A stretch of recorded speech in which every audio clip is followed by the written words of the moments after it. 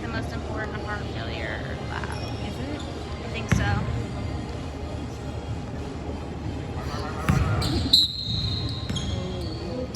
And we'll like probably do like honestly like electrolytes and kidney stuff and like see medications. The goal with the medications is to improve or preserve heart function, extend survival, increase quality of life. We'll use diuretics. Okay, hold on. Diuretics, angiotensins, system blockers. ACEs. But if you can't use an ACE, then you use isosorbide and dinitrate. Yeah. I think that's like when you use that. It's for people who can't have ACEs or like angiotensin blockers. So ACE is like the number one, right? Probably. Because I remember that was a question last time, and I was like, is it? I think it was like I thought it was like calcium. I tried to ask her, she was like, I can't answer that. I hate that. I don't know. Literally. ACEs worked. Okay, beta blockers, hydralazine, digoxin. Death. ACE inhibitors work to vasodilate and decrease the workload on the heart, reduce signs and symptoms of heart failure, and prevent progression of heart failure. Dry, tickly cough, like persistent cough, like whatever. Anyway. ARBs are very similar, used for allergies with ACEs, one or the other. Okay, wait, sorry. If you can't use an ACE, you're going to use an ARB. Bruh.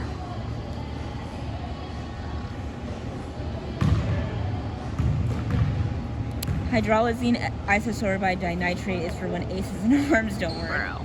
They decrease blood pressure after load and improve symptoms. Isosorbide is a vasodilator. Hydralazine lowers vascular resistance. Same thing. Beta blockers block the adverse effects of SNS in heart failure. I literally wrote block AE of SNS. You'd like think that we would know these meds by now and like how they work. You really would. This decreased cardiac workload, blood pressure, and heart rate relaxes the blood vessels and reduces progression of onset of symptoms with heart failure. So like ACE, beta blocker, ACE ARB isosorbide for one thing, beta blocker for something else. Like ACE, beta blocker, diuretic, pull off excess fluid, furosemide. Like honestly, probably gonna push it. You might pair it with a loop diuretic, monitors kidneys and electrolytes.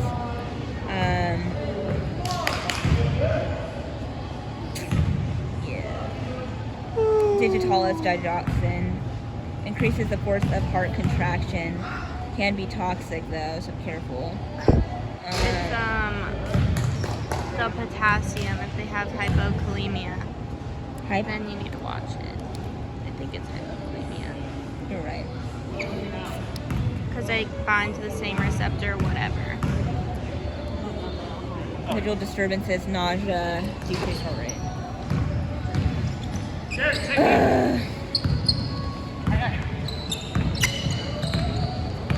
Echo will determine your ejection fraction and exacerbation risk.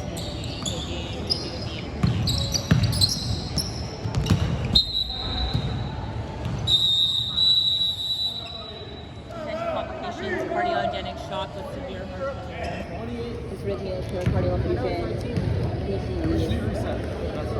The goal is to increase activity and decrease fatigue.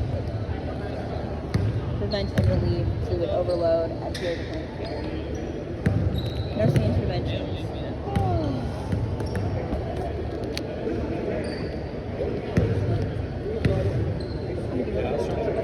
2 to 3 daily weight. They gain 2 to 3 pounds in one day, or 4 to 5 pounds over 1 week, over their baseline concerning immediately reported exacerbation. Acute exacerbation. With acute exacerbation, you're going to be on bed rest. 30 to 45 minutes total activity for the whole day. Oh, all you can do is like maybe take another baby. Probably not. Like Maybe go to the maybe go to the chair. avoid temperature changes, decrease stress, fluid restriction, like 1,500 to 2,000 milligrams per day. Also sodium restriction. Head of bed elevated to prevent respiratory distress. If it's right-sided, elevate their feet. But like not for too long. Also make sure you give a diuretic before you just elevate their feet because then it can like venous return.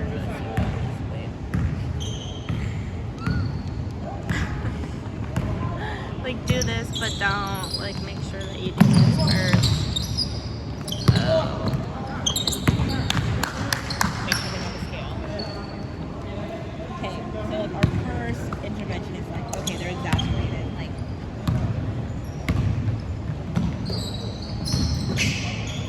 give them oxygen,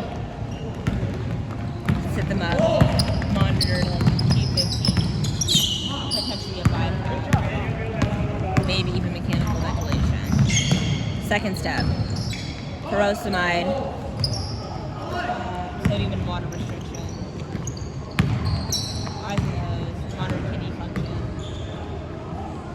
daily weight. Number 3, put them on bed rest. Theater or fully. Like, okay, this isn't like necessarily in order anymore, but like number 1, we're gonna make sure they have oxygen, I guess. And then like we're gonna make sure that they like have a telemonitor on. Get their like meds started. ACE To R. Isosorbide and nitrate if those both don't work. And then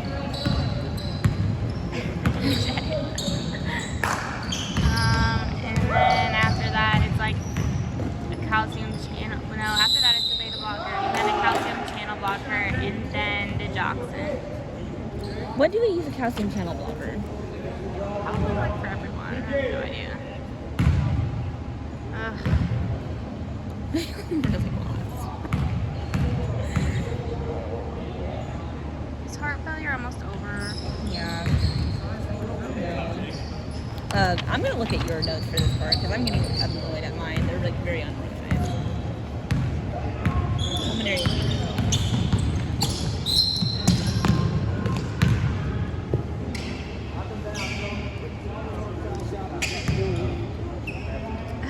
Okay. Emily's got it. I'd say for shoes wise, That's true. Yeah. what shoes are. What size do you want? That's not bad. We'll just take one of the boys' shoes. They don't need them. I'll take the middle one. Silly. I can't raise it. Dylan. He don't watch this film anyway. Yeah, I don't think he does.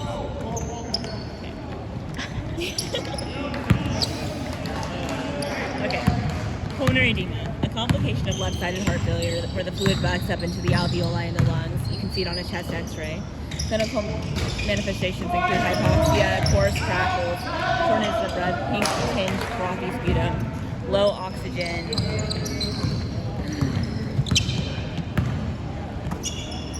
Can come quick or slow. Management, oxygen therapy, low to high, diuretics, IV furosemide won't get better until the fluid is off.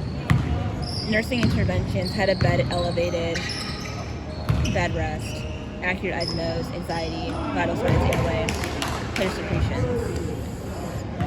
It's respiratory. Okay.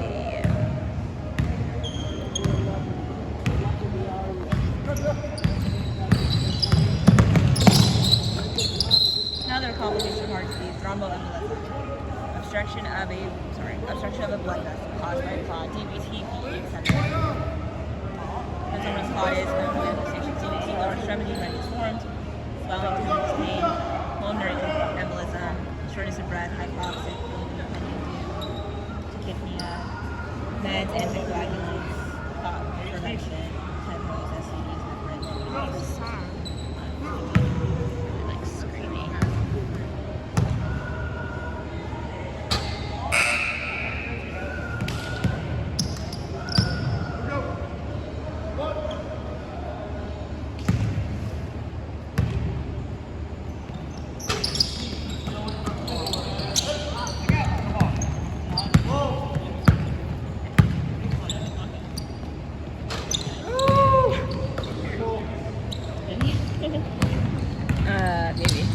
Okay, now we're back in pericardial effusion. Should we just go over it again?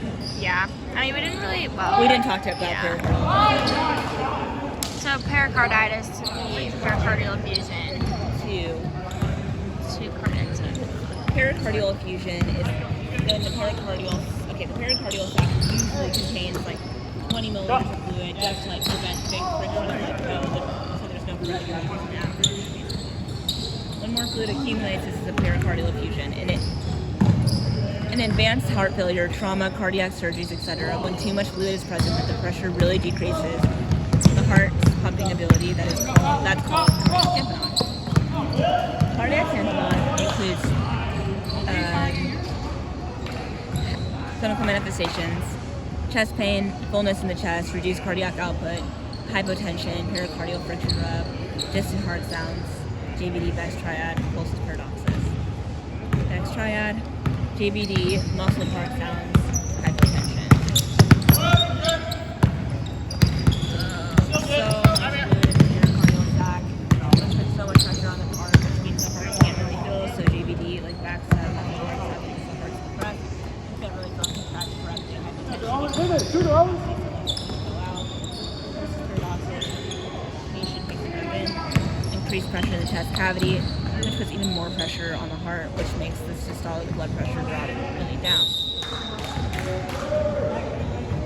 Management: echo pericardial synthesis, drains fluid, test it for bacterial cancer. Hello, are we playing Moonbeam ice cream right now? That's so loud. Sorry. Can often get a pericardectomy, which removes a piece, allows it to drain into the lymph system forever and ever and ever and ever and ever and ever and ever. Remember I was telling you about last time we were here?